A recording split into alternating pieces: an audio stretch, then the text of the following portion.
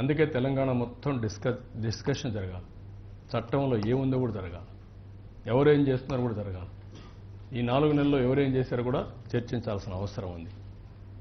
అంతేగాని ఏదో కరెంటు రాకపోతే నేనే కారణం, నీళ్లు రాకపోతే నేనే కారణం, టీఆర్ఎస్ వాళ్ళ ఇంట్లో కాపురం సరిగా చేయకపోతే నేనే కారణం, ఎక్కడే పోతున్నారు అవన్నీ?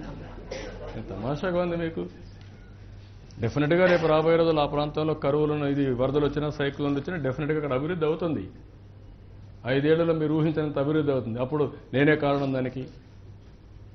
నేనెట్లా కారణం అవుతానండి?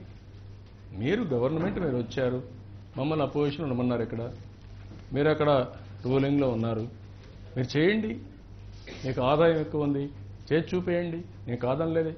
ఆ ఆదాయం కూడా నువ్వు కష్టపడి సంపాదించింది కాదు, నేను కష్టపడ్డా, ఎన్టీఆర్ కష్టపడ్డారు. తెలుగుదేశం పార్టీ కృషి వల్ల ఆదాయం పెరిగింది. హైదరాబాద్ ఎవరి కృషి? నేను కృషినా? కాబట్టి ఇవన్నీ వదిలేయాలి. పోటీ పడదాం, ఒకరికొకరు సహకరించుకుందాం, సమస్యలు పరిష్కరించుకుందాం.